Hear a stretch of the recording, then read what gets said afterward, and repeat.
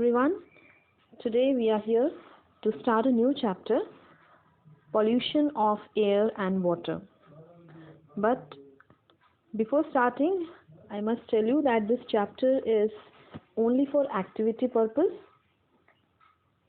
So first we will discuss about various points which are covered in this chapter, and after the explanation is over, at the end of the chapter, I'll discuss about the activity which is based on this topic.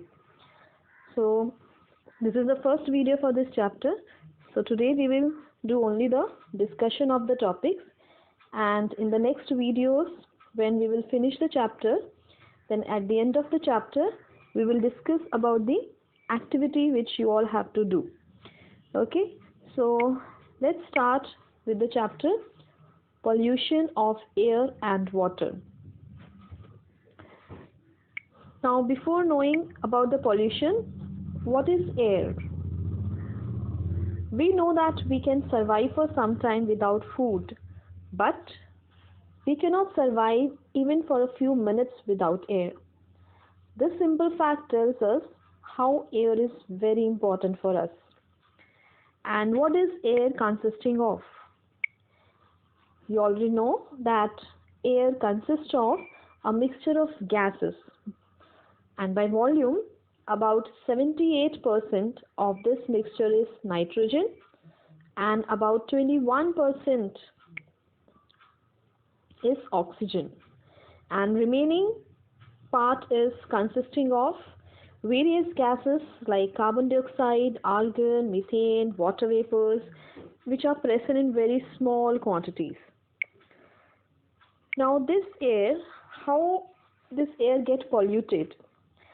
The substance which contaminate the air are called air pollutants. Sometimes such substances may come from natural sources like smoke and dust arising from forest fires or volcanic eruptions. Pollutants are also added to the atmosphere by certain human activities. The sources of air pollutants are factories, power plants, automobiles, exhaust, and burning of firewood and dung cakes. So these are some of the sources of air pollution. So one by one we'll see how these sources are causing air pollution. Now vehicles produce very high level of pollutants like carbon monoxide, carbon dioxide, nitrogen oxides, and smoke. You know, this carbon monoxide is produced from incomplete burning of fuels such as petrol and diesel, and it is a poisonous gas. It reduces the oxygen carrying capacity of the blood. So it may lead to various respiratory problems in the body.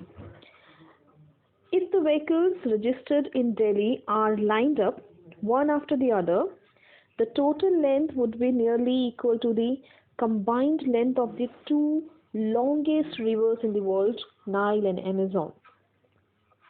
So you can imagine how much air pollutants or the poisonous gases are released from all these vehicles. So amount is really high because the number of vehicles are more.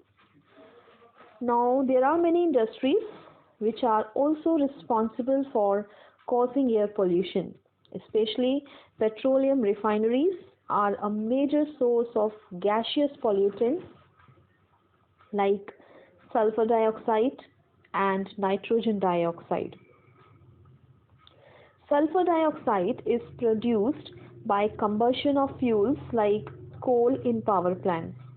It can cause respiratory problems including permanent lung damage, which can be very serious health issue. Now not only these activities which are taking place outside, but there are certain activities which are indoor air pollution, which are causing indoor air pollution as well. So there are pollutants inside our house as well. It refers to the physical, chemical, and biological characteristics of air in the indoor environment within a home, building, or an institution or commercial facility.